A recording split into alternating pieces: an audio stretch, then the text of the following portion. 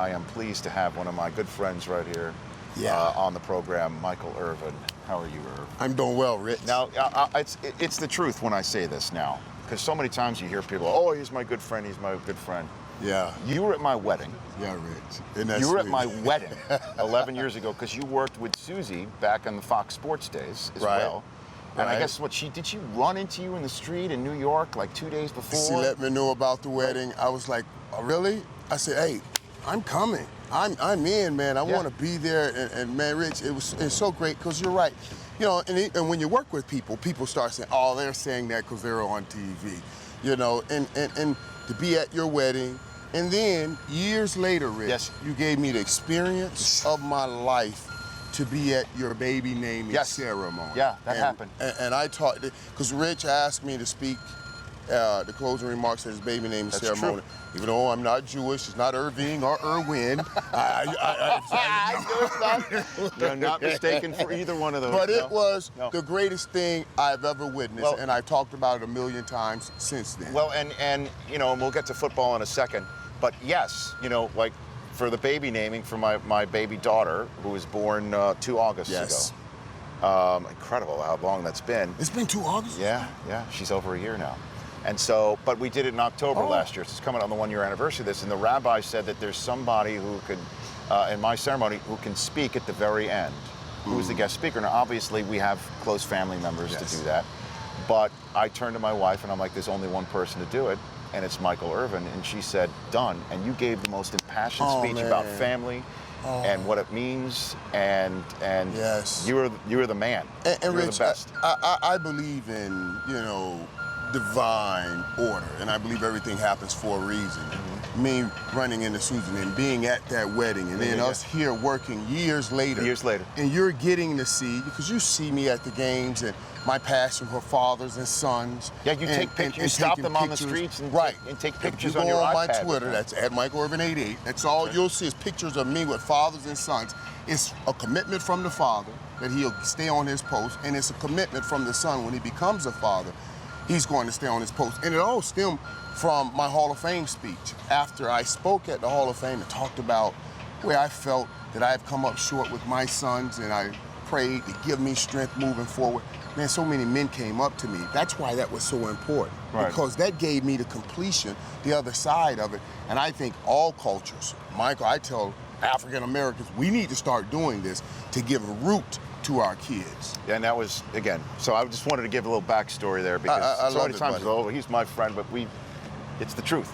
Yep. So thank you for being here, number one. Yep. Number two, I've mentioned how in the meeting, at our morning meeting today, talking about the number of Hall of Famers that could be in that stadium tonight. Right. And how we mentioned 5. You think Luck and Watt are off to a start that could wind up in Canton, obviously. No doubt, the guys. Right, and then Reggie Wayne and Andre Johnson from the U, just like you, and Vinatieri. What about? And Rich, let's get it right now. Yeah, we said the 4 guys. You raise your hand. Kickers too. And you got Adam right in. Got to get Vinatieri in there. I mean, in this building for the Patriots, he kicked one through the uprights to beat the Carolina Panthers. What are you?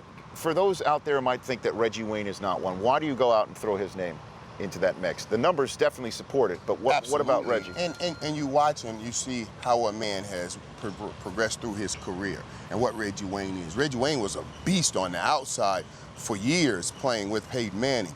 And as the years got on going, he came inside and altered his game to make way for the young and teach him how to play the game. Andrew Luck, he's an incredible player.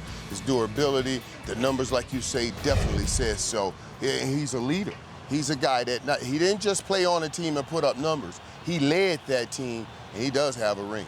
And he's in a spot that Andrew Luck knows where to find him. Everywhere. Where there are other young guys. Remember last year he was hurt when we got to see him on Thursday Night Football, and he was sort of Coach Wayne standing on the sideline. Remember we saw him? Right. And he was T.Y. Hilton, all those kids whose names escape many football fans because of how young they are.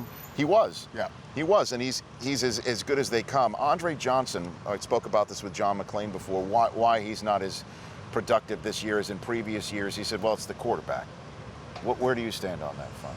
Well, and I believe it does have something to do with it. You know, I know what it's like to have that one solid quarterback to play with for a number of years, and the relationship that you build with that quarterback. And he had built a relationship with Matt Schaub. And so now the new guy comes in, and Ryan Fitzpatrick, and some things alter. But now don't fool yourself also. It also has something to do with the little dust-up they had at the beginning of the season. Which is what? The contract and all Oh, that? yeah. Now, we can't let you hold us hostage anymore. We're going with the young now. Because that, you know, when you start that kind of stuff, So you think that's still in his head right now? It's everywhere. Rich, you don't get out of that kind of stuff when you are a guy that gives everything you have to an organization. The only thing that really gets you over that hump is to come out of this season with the winning season that ends up in the playoffs, and everybody will kiss and make up and be good and stuff like that. But it lingers through the season. No kidding. Oh, yeah, these are emotional players, man. Alpha males, I call them. Everybody on the field, alpha males, man. And you're telling a guy that you're not as important in the beginning of the season with the money, and then you're saying it on the field with him getting less passes. So, yeah, there's no doubt. I'm sure it's still lingering. How good is Luck? How good Man, is Andrew Luck? Luck's one of the best. Now, but let me say this, too, now. That is still why Andre Johnson is a Hall of Famer, Rich, because he's never had those Hall of Fame quarterbacks, and his numbers still says, oh, my God. That's true. Oh, my God. I mean, his numbers are ridiculous for what he's had with him. But Luck's a beast, just a beast, the best, and he is going to be, no doubt, the new prototypical quarterback that we will look for, bar none. Having seen Russell Wilson on Monday Night Football doing what he did, now here's the next nationally televised game, and you group those two guys together? That's a whole new world we have right there. And that, Rich, you be careful with this thing, because if we see these two in the Super Bowl, whoo, it's the worst thing in the world for Peyton Manning and Tom Brady. But we will be on to the new frontier. And that's Russell Wilson and Andrew Luck. It'd be worse for them too, because they wouldn't be in the Super Bowl. And that kills them more than anything else. Don't go anywhere. Michael Irvin's here with us. He's going to be hanging with me here, and as soon as we're done, we're going to walk about 300 yards that way to the Thursday Night Football set for our NFL Network night job. More fun. They are watching the Rich Eisen Show from Houston, Texas. So Rich, you got to go for that Irvin knot there. Yeah, they want me to. They want. to try to. Well, you go thick now. Yeah, I do. Oh, is that thick? Yeah, you have like. Well, you always go spread comic, so you try to fill. Right, I Windsor knotted because because I don't want anything leaking out the side. All right, so here we. So how many? I wanted to have. So I usually do one. See, then I do two. Oh, you go two times. Okay, so you thin the tie. You thin the tie. I thin the tie. Yeah, well, you swipe. The Windsor goes one time under here. No, right, yeah. And then around. This is where the magic happens. And then, then I go back around. Oh, God, it's hard to tie it this way. Hey, that's hard to tie it that way. Is that not funny? Okay. You like that, and then you. Let me see this, man. Rich, how far down the list were Brockman and I on the baby naming ceremony? If Mike couldn't have done it. Very far down the baby naming If Mike wasn't available, or we. But I'll tell you what, this is bucket list item right here. Michael Irvin giving me a Michael Irvin tie. Yeah. I mean, tie knot. I know. Yes. It's so funny. I've never done it this way. I've never done it this way. Rich, you have to go big tie on the show tonight.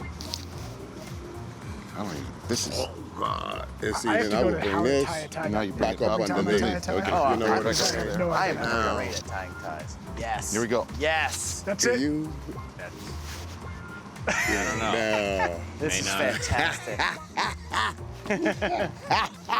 You have to gotta do this play on the with show her now. tonight.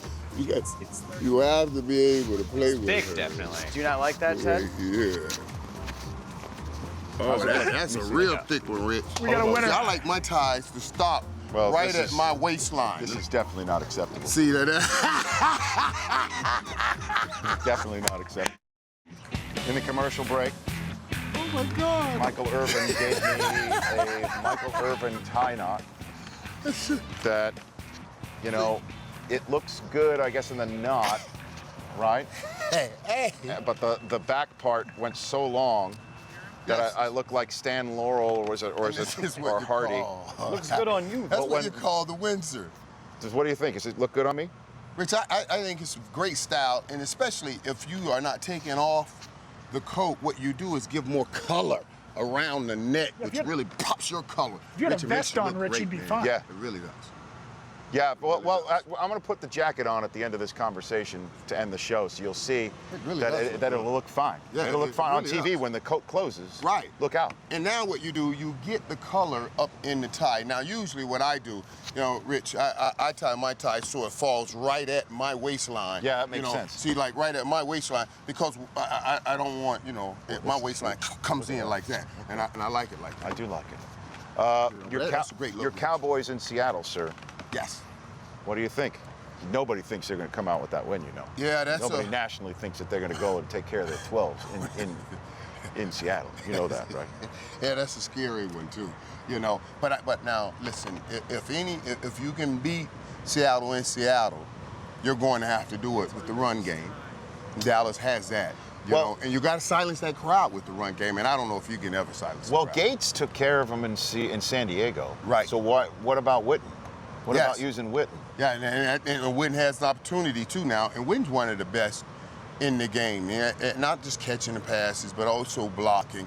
He is one of the best in the game, and Witten can have that day. But Gates and Witten, they are two different kinds of players. Sure. Now Witten, both play basketball, but man, Gates is so crafty in small areas, where Witten is more of just a brute.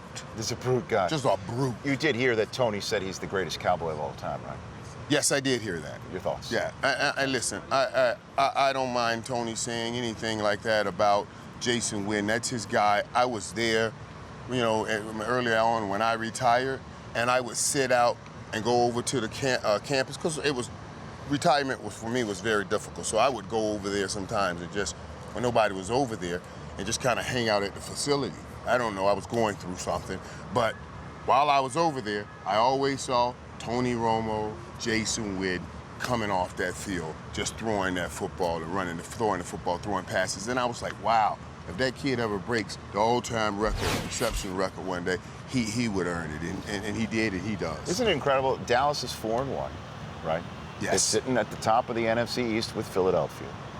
They're balanced. They're finally getting that balanced attack. They're making sure Romo stays upright. They have a great offensive line, and we're still talking about how their home field advantage is not a home field advantage. There's always something going on I know, in Dallas. with your Cowboys. Yeah, I know. Irv, That's what why is it's up America's with that? team. That's why they call it America's team. We always want to know what's going on. But shouldn't with America's them. team not let the rest of America into their home, Well, their house, where the quarterback's got to go silent snap? Yeah, and it's not. And listen, it's sometimes just like everything else. There is so much. And I found this out, Rich. In some places outside of this country, they consider Texas America. They consider, so that's how it's America's team. So people come into the stadium, and it's not just that they're rooting for they'll pay anything to get to that stadium because it's part of seeing what belongs to America's team. Oh, So yeah. I love So you, Mike. yeah. I got some kind of way to try to get out of this if I could do that.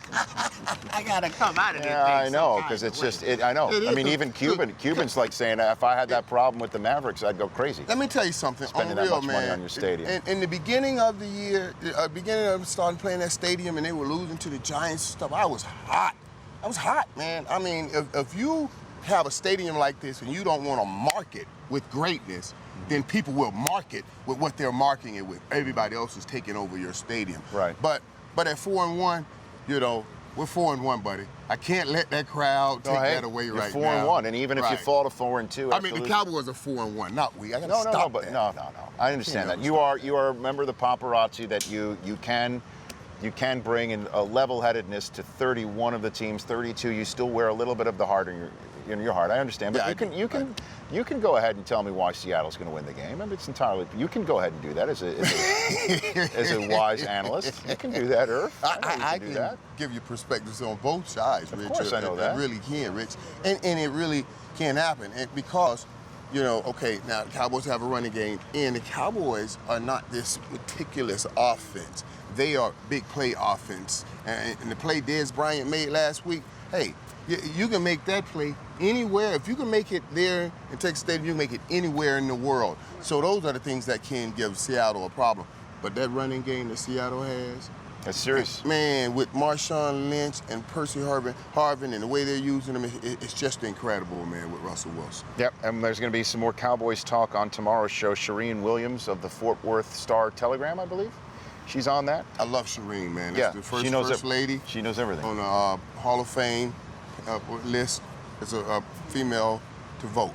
Oh. She worked to get me in the Hall of Fame, too. Well, that's she knows everything about the Cowboys, so she'll be on the show. Dave Lapham of Bengals Radio will be on. AJ Green, it looks like, is not going to be playing for quite some time with a toe injury, at least not this weekend. Andrew Siciliano is going to be the guest host for me because I'm coming back from Houston. That's on Friday's edition of the Rich Eisen podcast. Drew, would you mind handing me that jacket?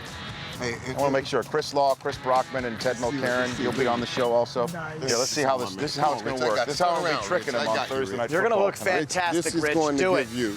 Hold on a minute. Here we go. This is what you call. Wait. Got Okay. that. Daniel Jeremiah's in studio tomorrow too. Okay, see? Watch how that thing You looks. can't even tell. Oh, Boy, that looks love so it. hot on you, Rich. See You this? can't even tell, right? What Look at that. that.